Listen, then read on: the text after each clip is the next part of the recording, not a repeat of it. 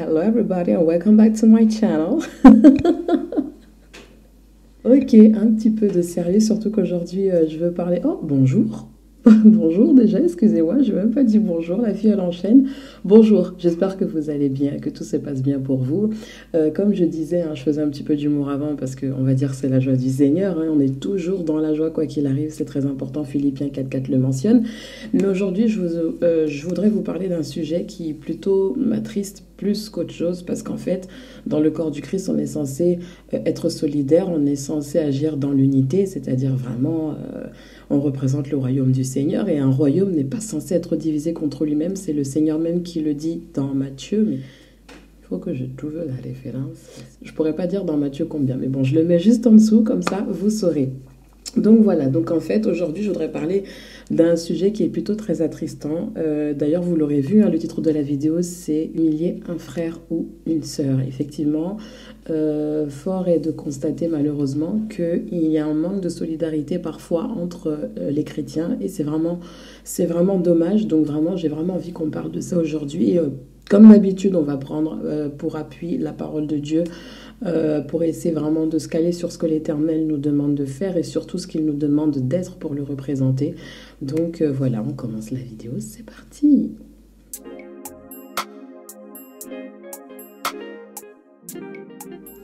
Alors, comme d'habitude, pour se mettre dans le bain, on va prendre un passage biblique et on va le prendre dans le livre d'Abidas, un livre de l'Ancien Testament. Quand j'ai lu Abidas, je me suis dit, waouh, mais c'est une sacrée leçon, surtout que quand je l'ai lu, c'est pour vous dire, frères et sœurs, quand j'ai lu ce livre, je m'étais moquée. Je m'étais moquée, pas d'un frère ou d'une sœur, hein, je m'étais moquée de païens. Et pour moi, c'était pas méchant en fait. Pour moi, ouais, je m'étais moquée un petit peu comme ça pour rigoler, parce que j'ai envie de rigoler. Mais c'était pas sympa. C'était pas sympa. Et en plus, le pire, c'est que c'était même pas genre... j'étais pas en présence de ces païens-là. Hein. C'est quand je regardais la télé, j'étais en train de gazer de ouf. C'est pour ça que moi, la télé, franchement, ça me réussit pas. Et c'est pour ça qu'on dit que quand vous vous connaissez et que vous savez que quelque chose peut être une occasion de chute pour vous, ne le faites pas. Et du coup, moi, c'est pour ça que personnellement, je regarde pas vraiment la télé parce que je sais que ça me réussit pas. Parce que dès que je regarde la télé ou que je regarde un truc, un replay ou quoi, bah, je sais très bien que je vais gazer. Donc, ça me réussit pas du tout. Du coup, j'étais en train de regarder la télé, j'étais en train de gazer les personnes qui passaient à la télé et tout. Et franchement, le Seigneur, il m'a reprise et m'a dit, écoute, on va se calmer, d'accord, tu vas arrêter de te moquer, etc. Et du coup, il m'a renvoyé dans sa parole. Et c'est comme ça que j'ai relu des passages qui parlaient du fait de se moquer et tout, etc., etc. Bon, bref, aujourd'hui, le sujet, vraiment, c'est le fait de se moquer de ses frères, de ses sœurs, d'humilier son frère, sa sœur, c'est surtout ça dont je veux parler. Donc, on va prendre le livre d'Abidas. Il n'y a qu'un seul chapitre, hein. Donc prenez le livre d'Abidas et puis on va lire à partir du verset 10. On va lire de 10 à 14. À cause de la violence faite à ton frère Jacob, la honte te couvrira et tu seras retranché pour toujours. Au jour où tu te tins vis-à-vis, au jour où des étrangers emportaient ses richesses et où des forains entraient dans ses portes et jetaient le sort sur Jérusalem, toi aussi tu étais comme l'un d'eux.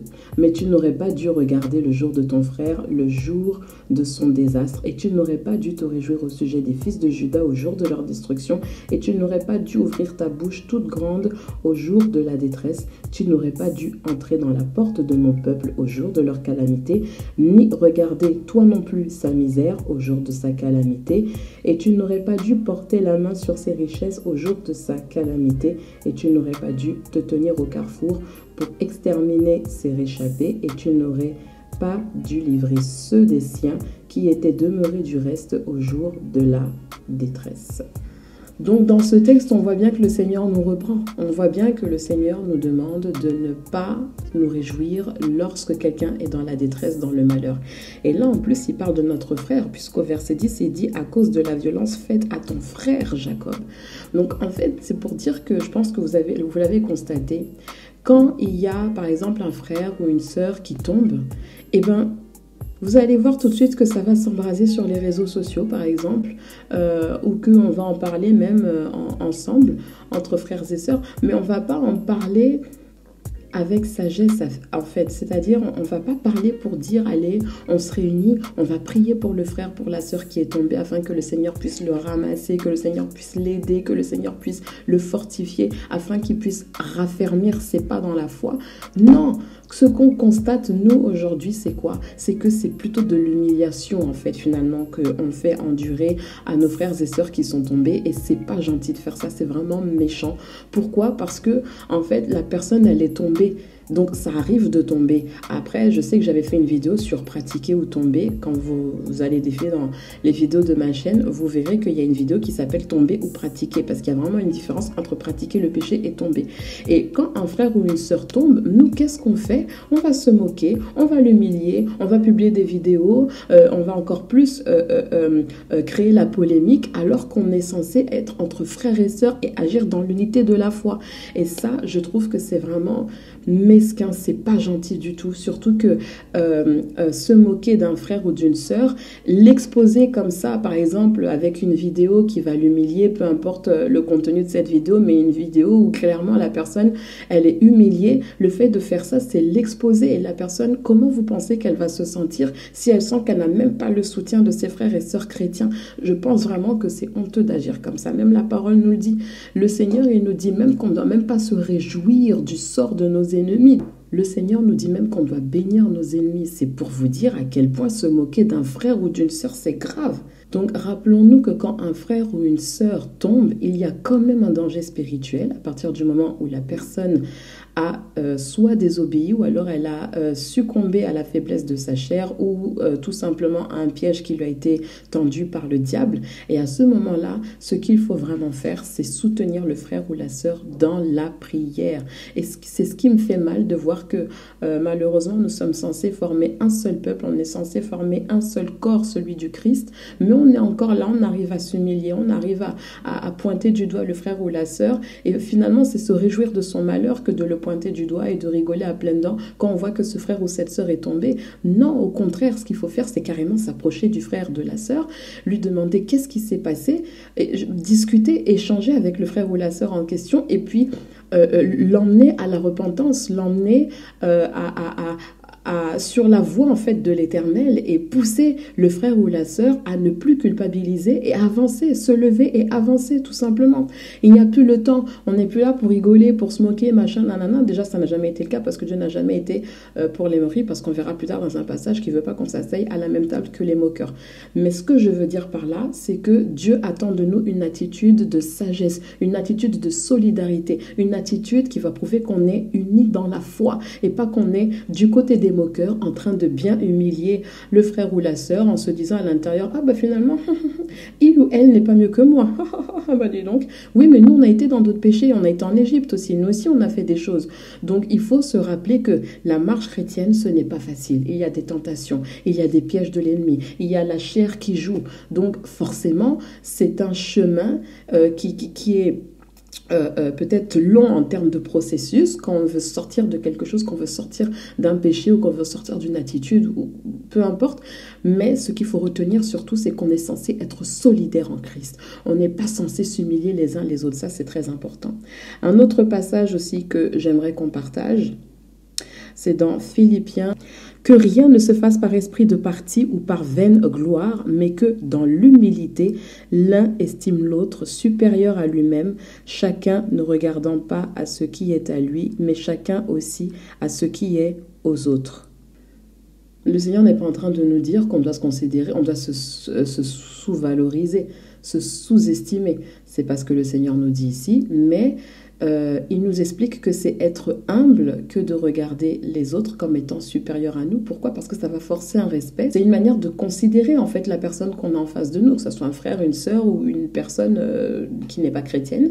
Mais en fait c'est ça, c'est-à-dire ça nous apprend à être humble, parce que vous savez, des fois on peut regarder une personne et la dénigrer du regard, et ça peut être cette même personne que le Seigneur dont le Seigneur va se servir pour vous sortir d'une situation compliquée.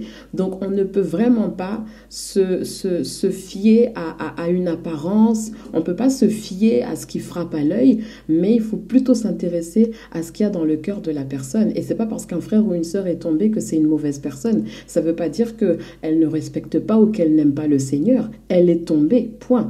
Maintenant, ce à quoi il faut veiller, c'est bien s'assurer qu'il va se relever, que le frère ou la sœur va se relever et qu'elle va poursuivre son chemin. Mais on ne doit pas adopter des attitudes où on va participer à l'humiliation d'une personne, que ce soit un frère, une sœur ou que ce soit même une autre personne, un païen ou un ennemi. On n'a pas à se moquer parce que le seul qui va juger cette personne par rapport à ce qu'elle aura fait et par rapport à ce qu'il y a dans son cœur, c'est Dieu, c'est tout.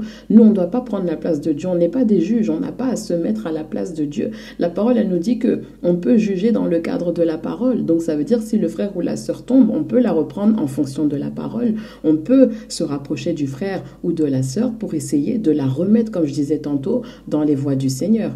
Mais en aucun cas, on doit rejeter la personne sous prétexte que si le Seigneur considère que nous sommes des créatures merveilleuses et qu'il considère que nous avons de la valeur, si Dieu qui est au-dessus de tout est celui qui considère que nous avons de la valeur à ses yeux, mais nous, alors, nous qui ne sommes pas Dieu, on est loin d'être Dieu même, on se prend pour qui en fait pour humilier quelqu'un? On se prend pour qui? Ensuite, j'aimerais qu'on prenne Proverbe 24, au verset 17. Il est écrit, si ton ennemi tombe, ne te réjouis pas, et s'il trébuche, que ton cœur ne s'égaye pas, de peur que l'Éternel ne le voie et que cela ne soit mauvais à ses yeux, et qu'il ne détourne de dessus lui sa colère. Vous voyez, c'est ce que je disais. Autant Dieu nous demande de ne pas nous moquer d'un frère ou d'une sœur, autant Dieu nous demande de ne pas nous moquer carrément de nos ennemis. C'est pour dire qu'en fait, c'est une attitude d'humilité qu'on doit avoir. On doit se mettre à la place de la personne. Cette personne, elle va être faible dans tel ou tel domaine, elle va tomber dans tel ou tel domaine. Mais nous aussi, on est tombé dans d'autres domaines qui ne sont pas forcément les mêmes. Donc, on n'est pas meilleur que ce frère ou que cette sœur. Peut-être même que le frère ou la sœur qui est tombé était beaucoup plus pieux ou plus pieuse que toi-même ou que moi. Donc, on ne peut pas prétendre être mieux que les autres. C'est déjà très compliqué, je le dis souvent, je pense que vous m'avez déjà entendu le dire, c'est déjà très compliqué de prendre en main sa propre vie, sa propre marche dans le Seigneur. Mais alors, si maintenant on commence à passer son temps à regarder les autres, finalement, qu'est-ce que ça nous apporte? Qu'est-ce que ça nous apporte? Est-ce que ça nous nourrit spirituellement? Est-ce que ça... Non, au contraire.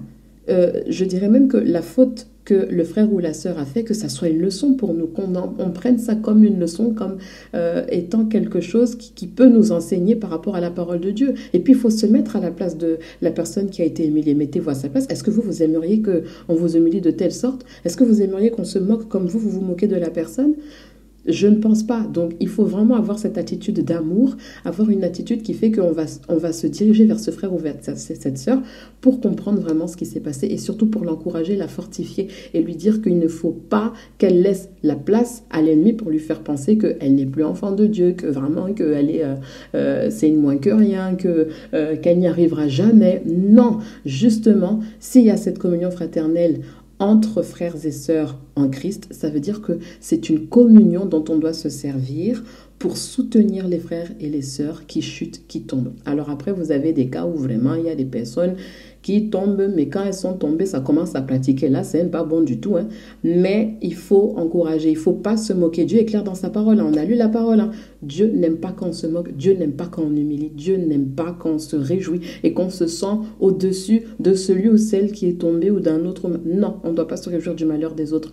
Parce que si on s'en réjouit, on ne sait pas nous ce qui va nous arriver demain. Ça peut même être pire que le frère ou la sœur qui est tombé. Donc, il ne faut pas s'en réjouir, il ne faut pas se la raconter. Hein. Il ne faut pas être en mode non. C'est comme se réjouir finalement qu'elle s'est retrouvée entre les griffes du diable ou qu'elle est tombée, qu'elle a succombé à sa chair. Et ça, on ne doit pas se réjouir de ce genre de choses parce que spirituellement, c'est super dangereux, c'est grave en fait. Ça peut vraiment être dangereux, donc il faut vraiment qu'il y ait une repentance sincère une repentance. Et surtout, n'hésitez pas quand vous sentez que vraiment vous n'y arrivez pas. Si vous connaissez, alors votre premier confident, c'est clair que c'est Jésus-Christ, mais on peut demander de l'aide, du soutien dans la prière. On peut demander à des frères et sœurs qui sont bien affermis dans la foi de nous soutenir dans la prière, de nous aider quand on sent que vraiment on est dans une période où on se sent un peu faible, un peu fatigué. Ça peut arriver, hein, ça peut arriver. Mais le tout, c'est de toujours se reprendre et toujours garder en tête que le premier confident, là, c'est Jésus-Christ. C'est même pas un homme, c'est Jésus-Christ. Mais on peut demander de l'aide, du soutien dans la prière. Mais il ne faut pas en parler à n'importe qui. Assurez-vous bien que vous le demandez à des frères et sœurs qui sont affermis dans la foi et qui ont vraiment l'amour du Seigneur. C'est important. Voilà. Donc, on poursuit. Oh, la parole de Dieu, elle est d'une beauté. J'aime trop. Alors, psaume 1, versets 1 et 2. Bienheureux l'homme qui ne marche pas dans le conseil des méchants et ne se tient pas dans le chemin des pécheurs et ne s'assied pas au siège des moqueurs, mais qui a son plaisir en la loi de l'Éternel et médite dans sa loi jour et nuit. On peut même prendre le troisième, je le lis. Et il sera comme un arbre planté près des ruisseaux d'eau qui rend son fruit en sa saison et dont la feuille ne se flétrit point et tout ce qu'il fait prospère.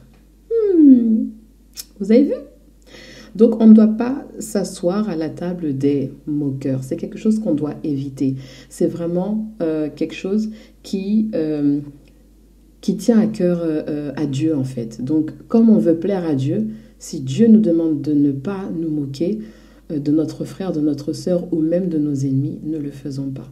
Parce que si on veut chercher à plaire à Dieu premièrement, eh ben, on va chercher à valoriser en fait sa création en soutenant la personne qui est tombée, qui s'est trompée, qui a fait un mauvais pas. On va soutenir cette personne. On va l'accompagner et on va tout faire en fait pour être là comme on peut. Mais toujours prier aussi pour que Dieu nous dise comment aider la personne, comment la soutenir, parce que vous savez, des fois, on peut entreprendre les choses charnellement pensant qu'on fait bien, mais en fait, c'est pas du tout ce que le Seigneur prévoit. Donc, prions vraiment, parce que vous savez, j'ai déjà connu des cas où on veut aider une personne, un frère ou une sœur, mais le Seigneur ne le permet pas parce que son but, c'est d'isoler cette personne pour se retrouver avec elle et lui parler vraiment. Donc, c'est pour ça que... ou alors, vous pouvez aider une personne. Moi, ça m'est déjà arrivé. Hein, j'ai voulu aider des personnes, des frères et sœurs, mais ça m'est retombé dessus aussi parce que, voilà, pour moi, j'aidais, mais ça m'est retombé dessus et ça s'est pas très bien passé non plus. Donc, c'est pour ça qu'il faut toujours prier pour demander au Seigneur comment on peut aider un frère ou une sœur. Mais le message principal d'aujourd'hui, c'était vraiment de ne pas s'associer à ceux et celles qui se moquent d'un frère ou d'une sœur qui est tombé. C'est pas l'attitude que Dieu nous demande d'avoir.